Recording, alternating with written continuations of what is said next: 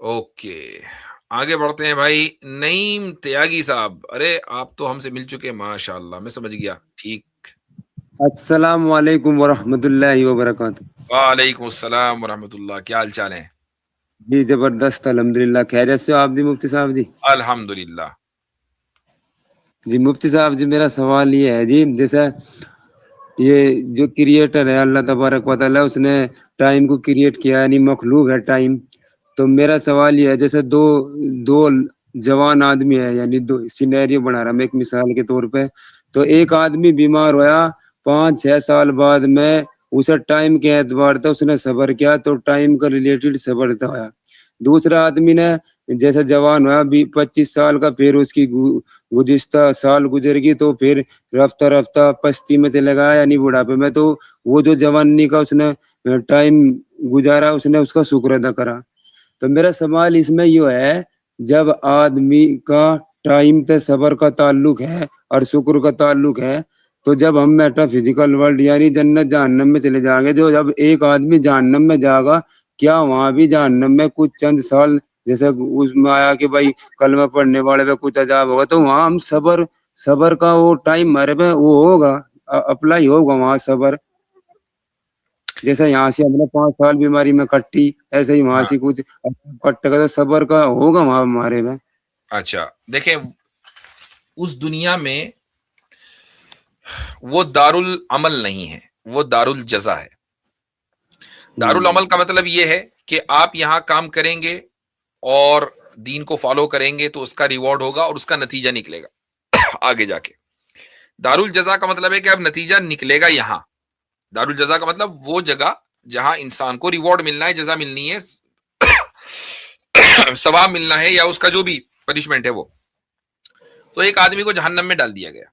اب اللہ تعالیٰ نے اس کو جہنم میں ڈالا 5 سال کے لیے مثلا.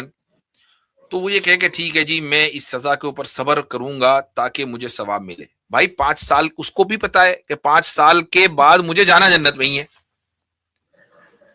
تو اب ایسا نہیں ہے کہ اس کو صبر کی وجہ سے وہ جنت کے علاوہ کہیں اور، جنت کے علاوہ تو کچھ نہیں ہے نا، یہ تو جہنم میں جنت ہے. اس کو الٹیمیٹلی جانا ہی جنت میں ہے. وہاں سے نکلنے کے بعد دوبارہ پھر اللہ تعالیٰ فیصلہ کرنے کے لیے قیامت قائم نہیں کرے گا کہ چلو بھائی اب جہنم سے نکل کر آگے اب دیکھیں گے تم نے وہاں صبر کیا ہے نہیں کیا.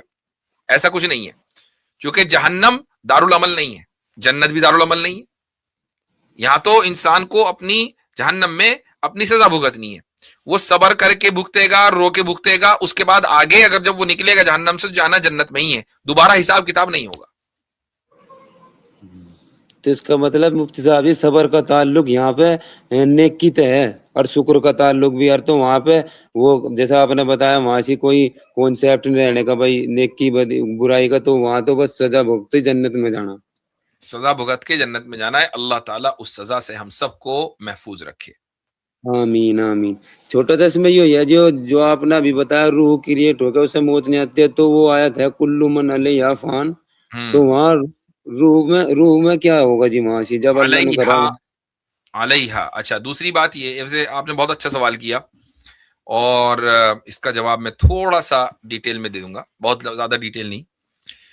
فنا اس کو دوسرے لفظ میں ہلاک بھی بولتے ہیں، یعنی فنا ہونا ہلاک ہونا. کلو من علیہا فان، کہ زمین میں جو کچھ ہے وہ فانی ہے. فانی کا مطلب ہلاک ہونے والا ہے. اب ہلاک 2 طرح کے ہیں، ایک ہے ہلاک دائمی اور ایک ہے ہلاک لحظی. لحظی کا مطلب ہوتا ہے ٹیمپریری.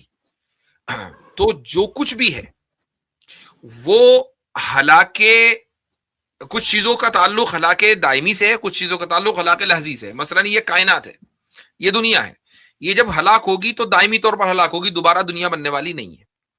لیکن جو روح ہے یا ملائکہ ہیں، جبریل ہیں، میکائیل ہیں، اسرائیل ہیں، اسرافیل ہیں، اور جتنے ملائکہ ہیں، تو ان کے اوپر بھی ہلاک آنا ہے، ان کے اوپر بھی فنا آنا ہے، لیکن وہ فنائے لحظی یعنی ٹیمپریری طور پر، اور اس کے بعد دوبارہ پھر اللہ تعالیٰ ان کو لائف دے گا اور اس طریقے سے بات آگے بڑھے گی.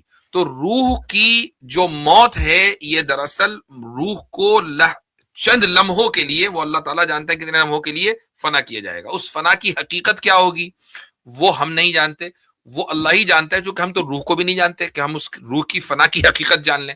یہ تو ہمارے بس میں ہے ہی نہیں. بے شک بے شک. ٹھیک ہے، زبردست مفتی صاحب جی، ماشاء اللہ. اللہ تعالیٰ آپ کو استقامت دے، آپ کی آمین عمر دے، اور آپ کو جنت میں اعلیٰ تعالیٰ مقام نصیب فرمائے. آمین. یہ بتائیں کہ جس دن کتاب کی تقریب اجرا تھی اس دن آپ دیوبند ہی میں تھے نا؟ جی جی، میں ہی تو موجود آپ تھے جی. پروگرام میں شریک ہوئے تھے؟ جی بے شک، بالکل. اچھا ٹھیک ہے، صحیح ہے. چلیے بہت اچھی بات ہے، جزاکم اللہ خیرا.